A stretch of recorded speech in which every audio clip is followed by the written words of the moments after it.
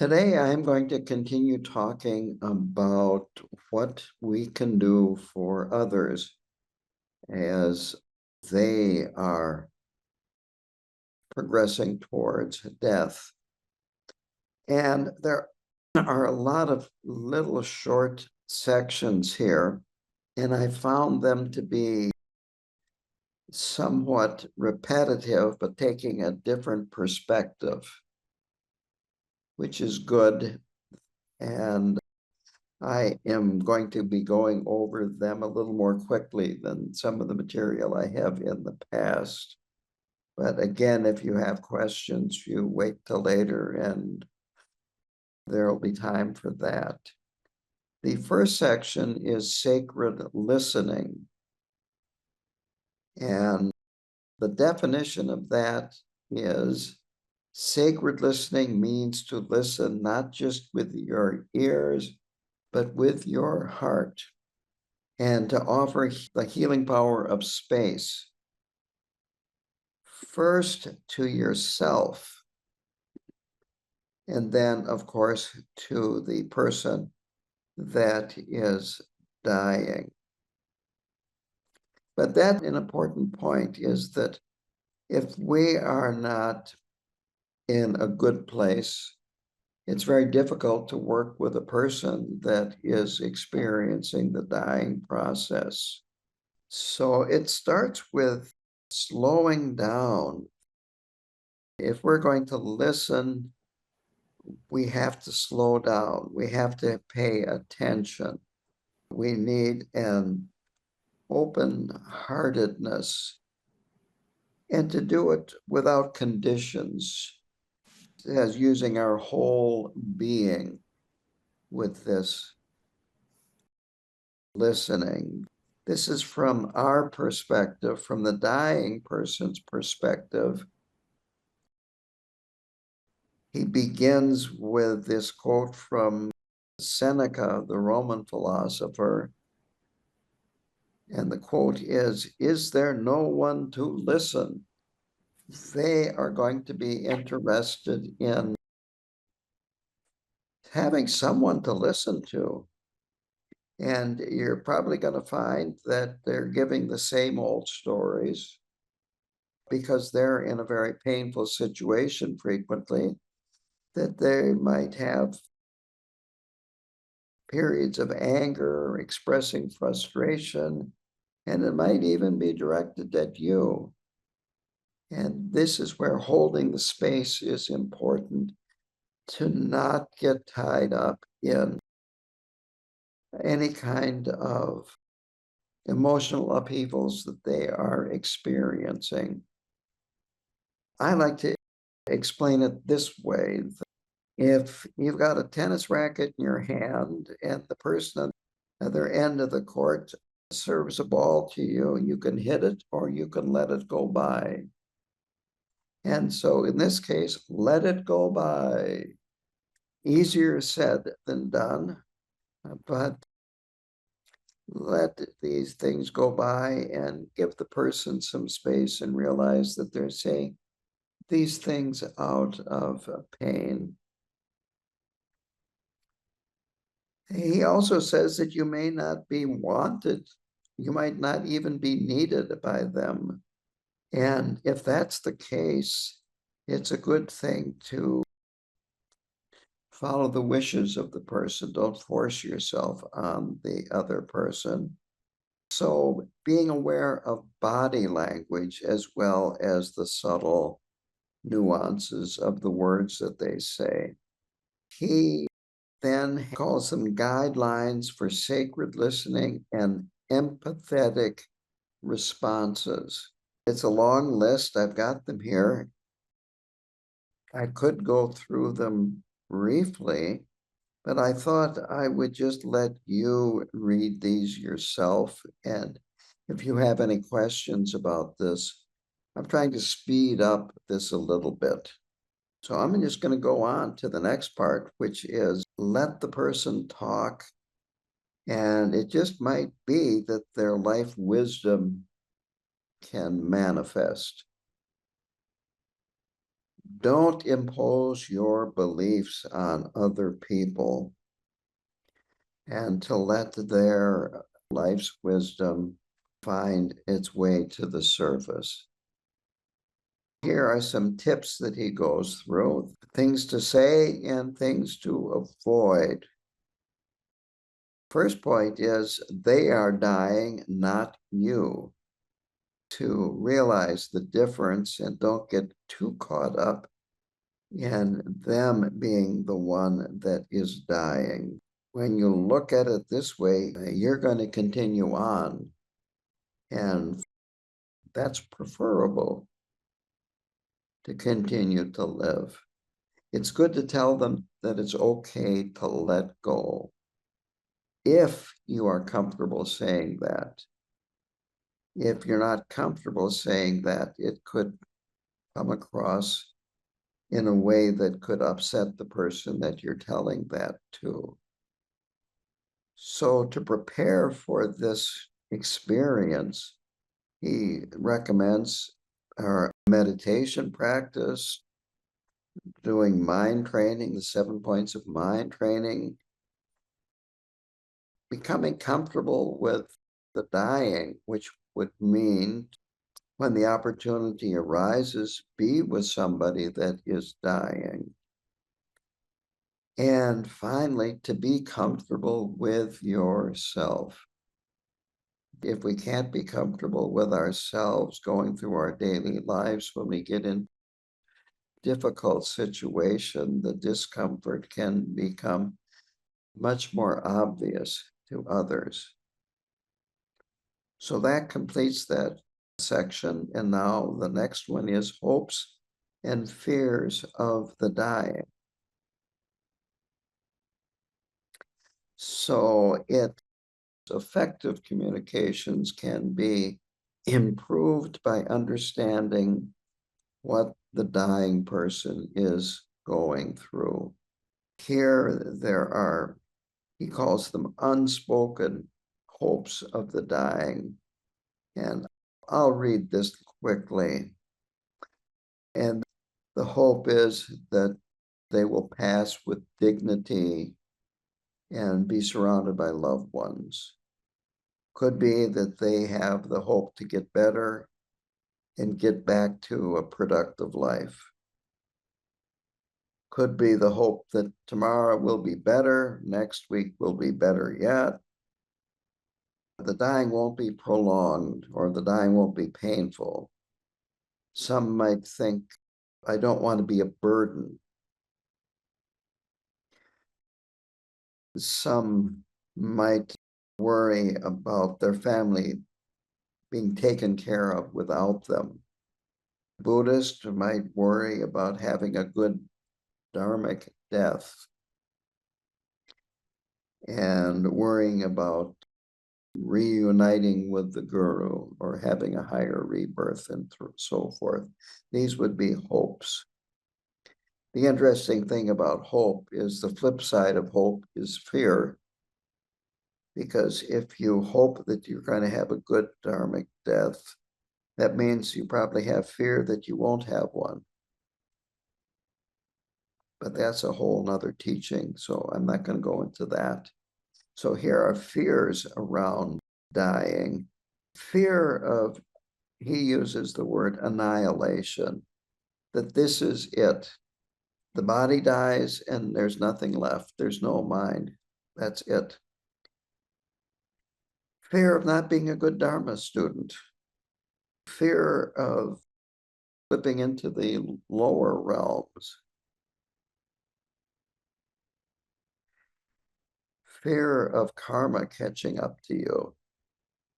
Abandonment or isolation, fear of being abandoned or isolated, dying alone, nobody caring about you.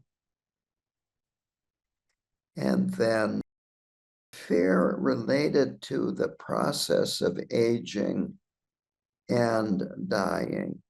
Could be fear of spending time in a nursing home that has conditions that are incredibly bad in terms of staff, cleanliness, and so on and so forth.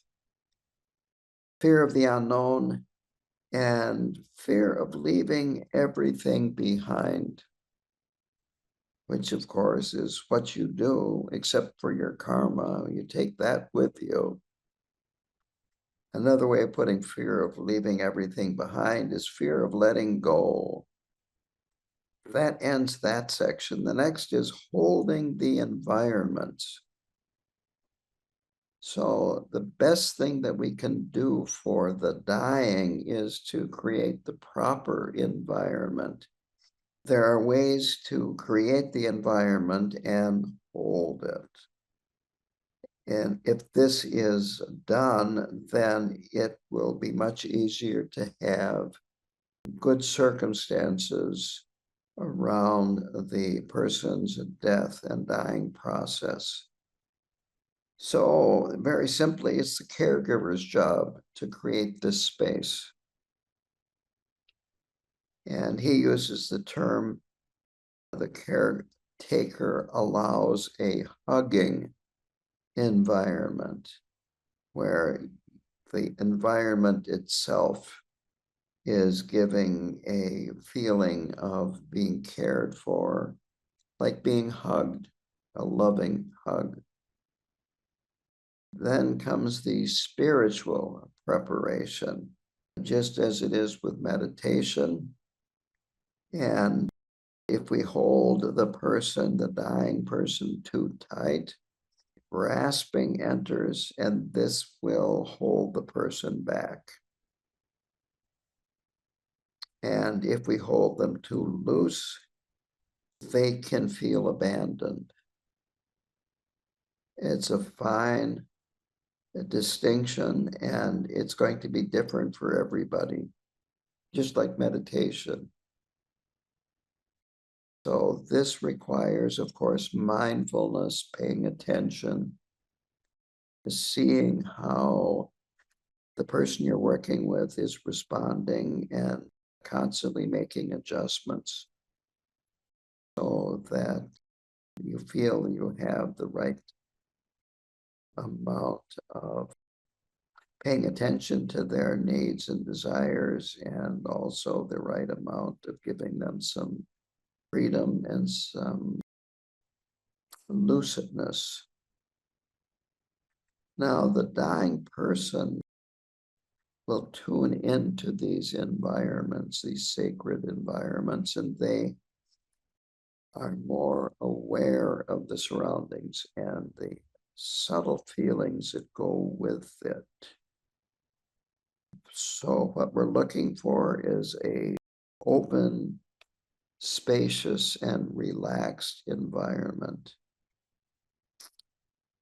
He recommends that you be the one that adds stability and love to this environment.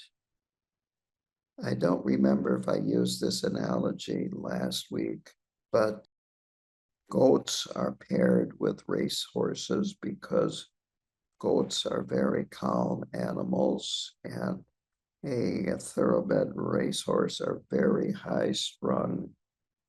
And you want them to be very high strung during a race, but you also want them to be able to take a break when they're not racing, so they're not all exhausted from being strung out.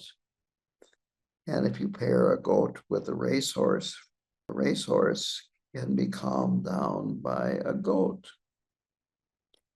And I once was at KTD and helped Lama Kathy teach a class. I only taught one class on chaplaincy.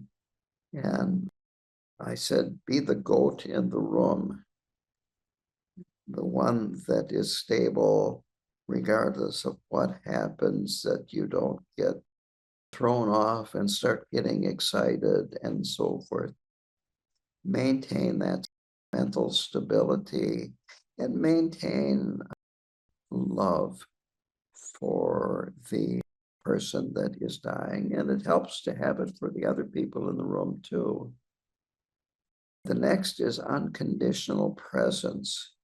So this means without conditions, accepting what's happening in the room, without judgments, without expectations, without shoulds. Finally, this is a quote, creating this atmosphere of warmth and calm around a sick person. So things that you can do to help with this unconditional presence is to just sit. You wouldn't even have to meditate, but just sit and don't say anything or say very little. If the person is a meditator, you could ask them if they wanted to meditate, and you could meditate with them. You could do Tonglen by yourself. And of course, you don't have to tell anyone you're doing Tonglen. You could just look like you're sitting quietly. And it's always good to practice Medicine Buddha. You could be repeating the Medicine Buddha mantra. Again, could be silently, or if the person is comfortable with it, you could repeat it out loud. The next is using nonverbal means, your presence, your body language, your calmness, and so forth. Put that into the environment, communicate that. It is not that you tell them, I care for you. You are care. You just are care. You don't have to talk about it. You don't have to do anything that accentuates that you care for them. But the dying person frequently can catch on to these. And it can be very, very good for the person that is dying. And then finally, non-referential shamatha is good if you can do that. Just rest without an object of meditation to concentrate on.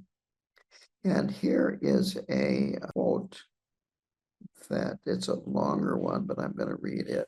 When we are resting in the vivid presence of the true nature of mind, or invoking the radiant, loving presence of a Buddha or divine being, we are literally creating a sacred environment for him to die within. The next point is that honesty with ourselves is very, very important, that we need to be honest with ourselves, and that will spill over. Then sacred listening will help us decide when we do speak what we need to say.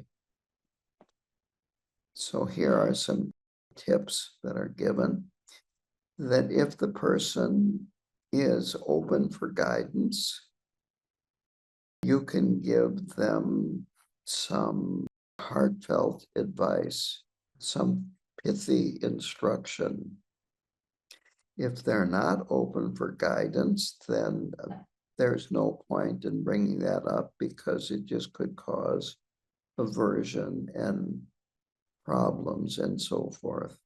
And then if you do instruct them, he says, gently repeat the instruction. There's a reason why we do so many Vajrasattva mantras. Repetition, repetition, Om Mani Padme Hum, and so forth. And keep this simple. At this point, simplicity is very important. And then there is a longer quote by Trungpa Rinpoche that I do want to read the entire quote. Again, when you're actually finding yourself in a situation working with a dying person, it would be good to reread this section, at least certain parts of it, to refresh your memory. So here is the quote of Chogyam Trungpa Rinpoche's. It seems that actually relating with the dying person is very important. to provide the whole ground of dying. Death is no longer a myth at that point. It is actually happening. You are dying. We are watching your dying, but we are your friends. Therefore, we watch your dying. We believe in your rugged quality of leaving your body and turning into a corpse. That is beautiful. That is the finest and best example of friendship that you could demonstrate to us. That you know you are dying and we know you are going to die. That is really beautiful. We are really meeting together properly and beautifully, exactly at the point. It is a fantastic communication. So now that is something to contemplate. It's very important to be reliable in creating this environment, to show up on time. If you have promised you are going to show up and show up on time.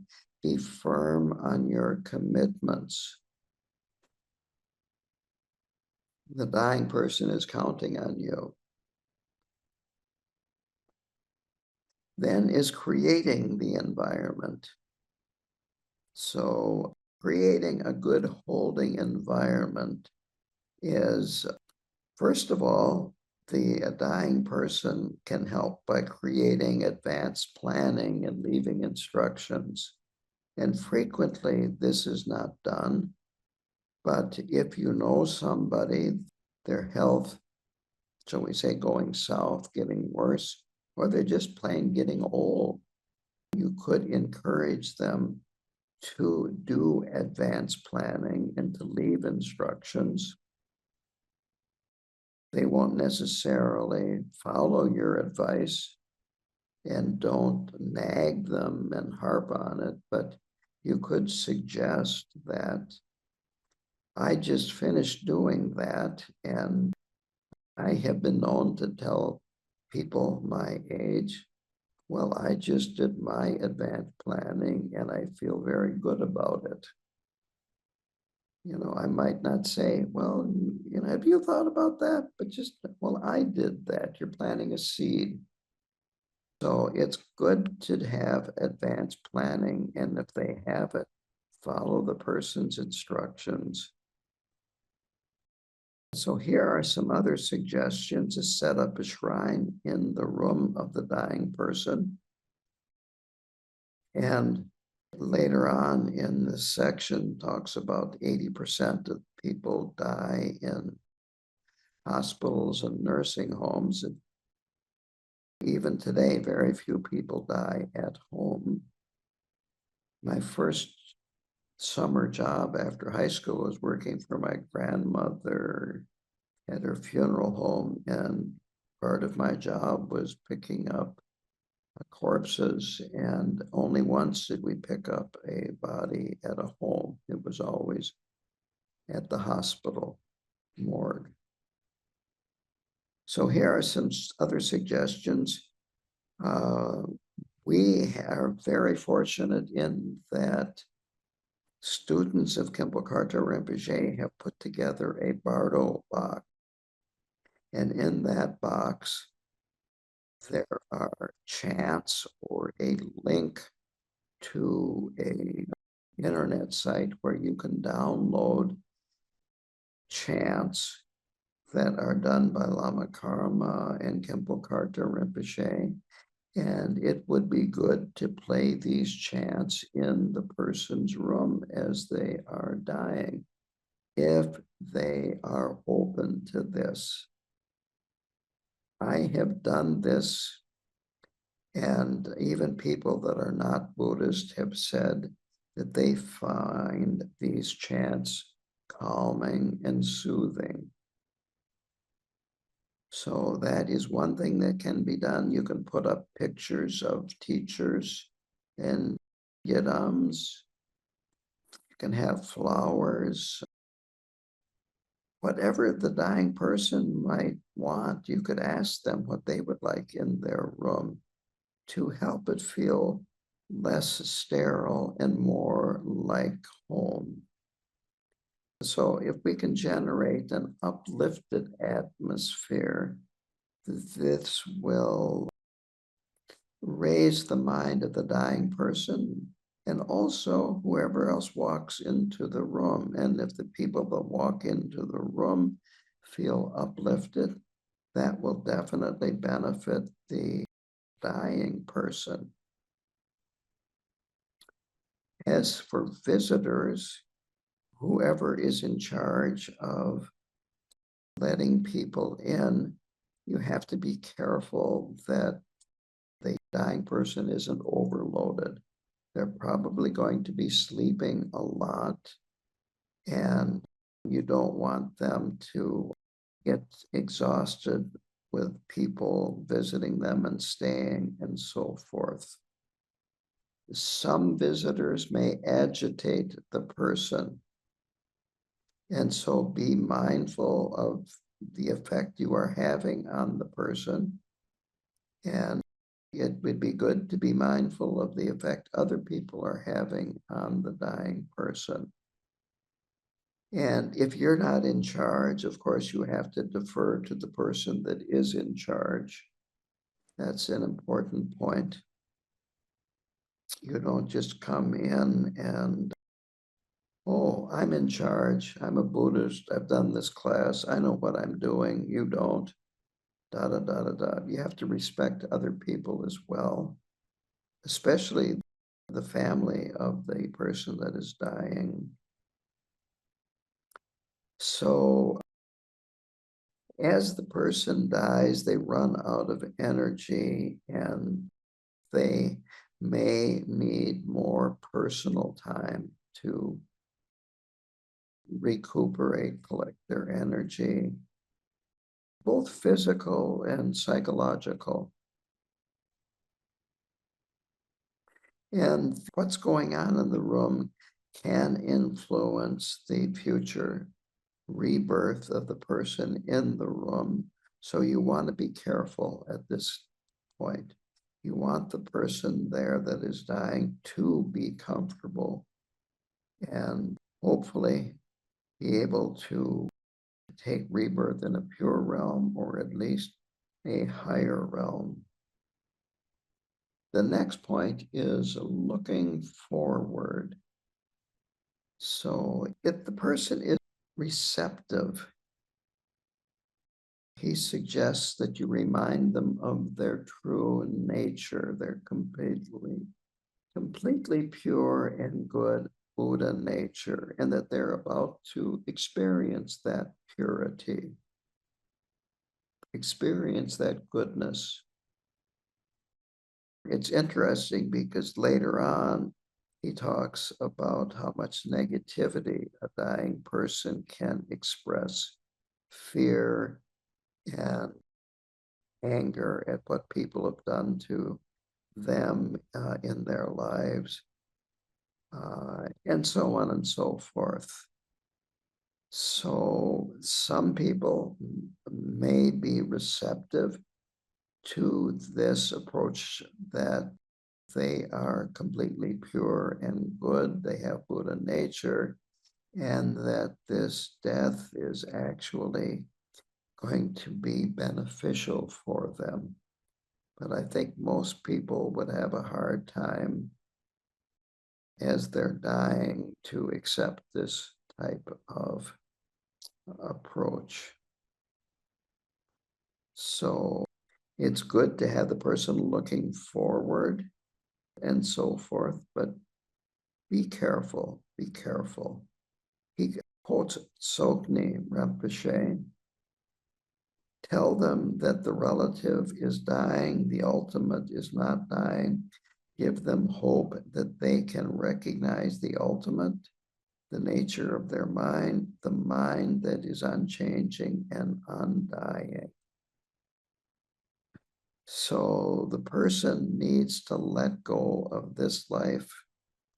They need to look forward to the next life. And so if they have practiced enough and are in a calm state of mind, you can try this approach. It may work. He mentions that depression is just the opposite. The depression is having nothing to look forward to. And that positive thinking is important. We want to avoid the dying person falling into depression because they're losing everything.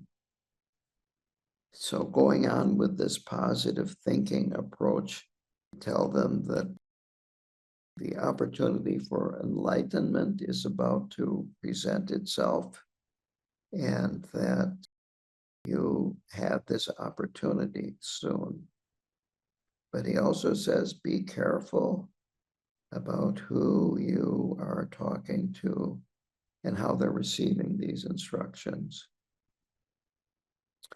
And then here is a quote by Sogyal Rinpoche. Even if we have accumulated a lot of negative karma, if we are able to make a real change of heart at the moment of death, it can decisively influence our future and transform our karma. For the moment of death is an exceptionally powerful opportunity to purify karma. So again, continuing on this line of thought that remind them that their very subtle inner body does not die, that it continues. And this is the essence of who they are. But it's not a soul, it's not an ego, it's not a self. Then he says, continuing on this positive attitude approach, that hospice workers and chaplains, spiritual caretakers, and so forth, they can become inspired by the way some of these people behave as they approach death. And finally, to try to realize what an incredible opportunity this is. And at this point, I'm not sure if he's talking about the person that is dying or the caregiver. But if you, as a caregiver, feel this way, that it is an incredible opportunity when you are approaching death, then you could mention it to the person little by little by little rather than all at once. This is a way to tell somebody little by little something that they might have a hard time accepting. This has nothing to do with death, but it was about me doing a 3-year retreat. My mother did not want me to have anything to do with Buddhism from the first day I mentioned the word. And then the idea of a 3-year retreat came up, and I felt, I've got to do it. I want to do it. And Khenpo Karthar Rinpoche accepted me into the retreat. So this is how I handled my mom, who was very paranoid. I said, oh, they're building a 3-year retreat building. And didn't say much more than that. And then I said, oh, they're planning a preparation retreat for people that would do a 3-year retreat. Then months later, many months later, oh, I'm thinking about attending that preparation retreat for the 3-year retreat. Then, oh, I'm going to do that preparation retreat. And of course, all along here, I was going to do a 3-year retreat regardless. But by doing that little by little, and then finally it was, well, I guess I'm going to do the 3-year retreat. But little by little by little, it was much easier for her to accept than if I just sprung it on her that, well, I'm going to do a 3-year retreat. I'll be gone. Won't be able to call you up. You won't be able to see me. Da, da, da, da, da, da. That's what you call pouring gasoline on a fire. So little by little is very good. Now, the next section is advice from Sogyal Rinpoche. And this is very profound. And I would say, go back to this a few times.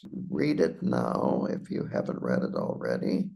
And then maybe 6 months, go back and read it again. And then if you get to the point where you are working with somebody, read it again. There's some very important information in here. So I'm going to start out with this, the very first quote, and this is a series of quotes. The most essential thing in life is to establish an unafraid, heartfelt communication with others. And it is never more important than with a dying person. Well, if you can't establish an unafraid, heartfelt communication during your daily life, it's going to be very difficult to do that with a dying person. So work on this in your daily life. Another point that's in there that I highlighted is, this is not in the words of Sogyal. Maybe it is. Anyway, be yourself. That is wisdom and compassion. Be yourself. Don't try to be an ideal caregiver. Just be yourself.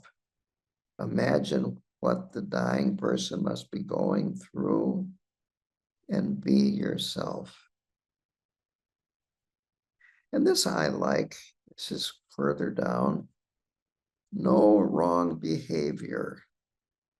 In other words, don't judge. Practice sacred listening and allow the person to feel your unconditional presence. Don't even think that they are not behaving correctly. This behavior is wrong. We're talking about unconditional acceptance of this person, or perhaps it's more than one person. And then he quotes Joan Halifax. And I think this is a nice quote. We don't help Buddhists die. We help Buddhas die. Don't forget their Buddha nature. Don't forget that.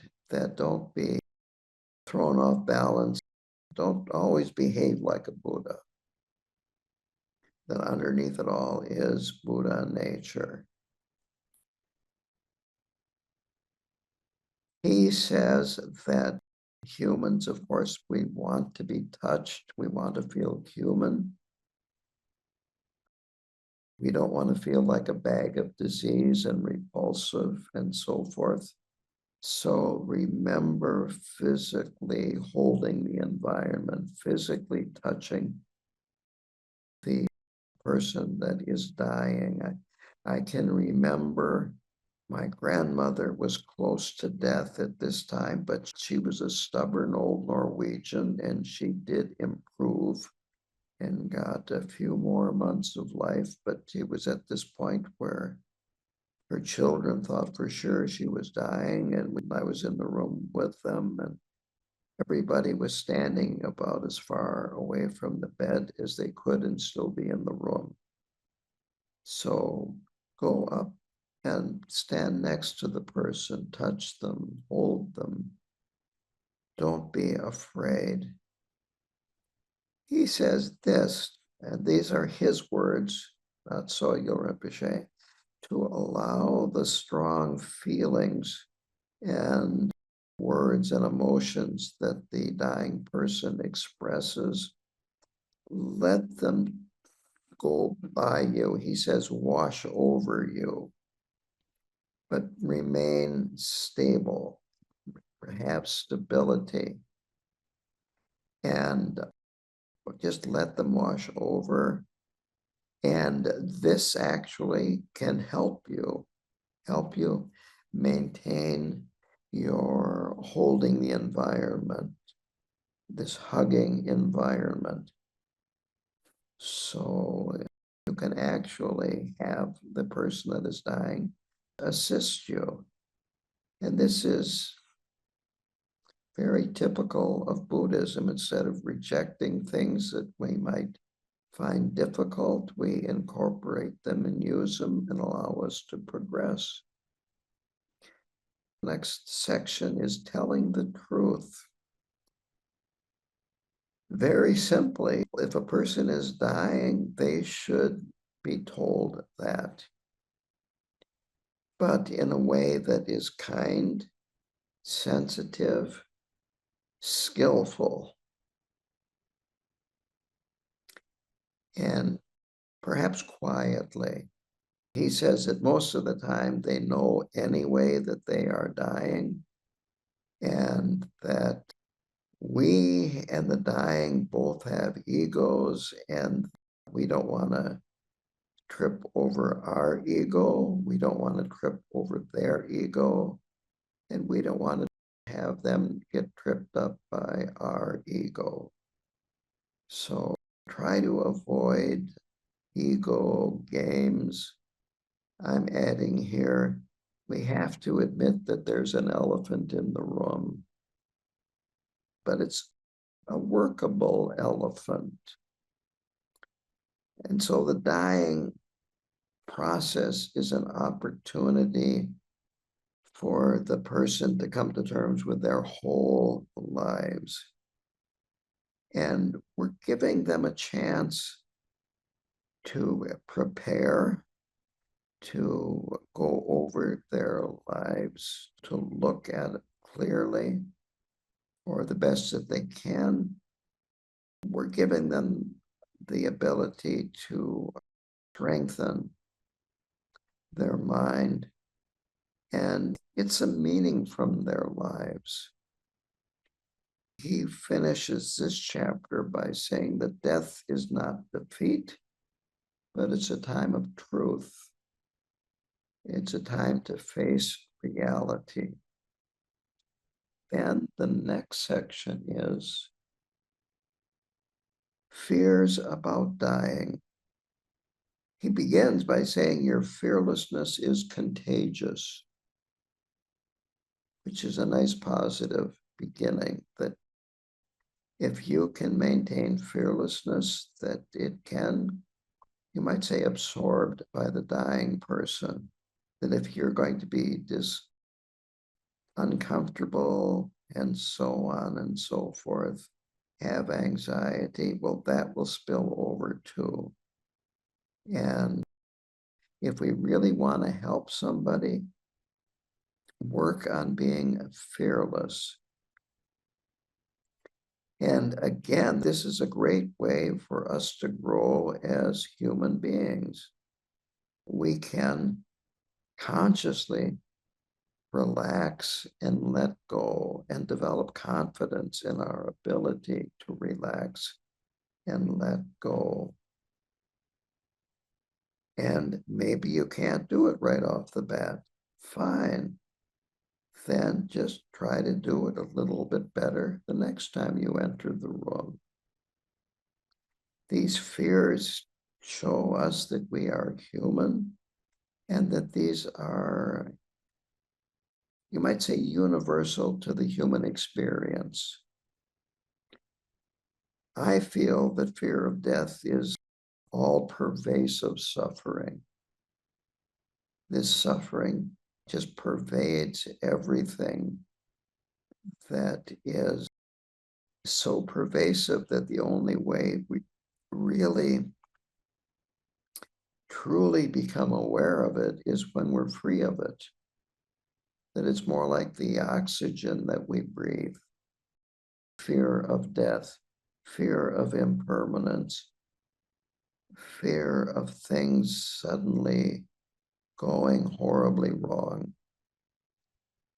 But now we've got the opportunity to face it, to make friends with it, and to transform it.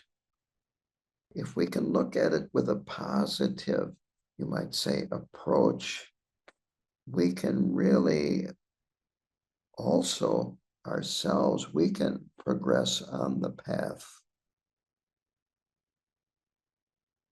Both the dying person can benefit and we can benefit from this.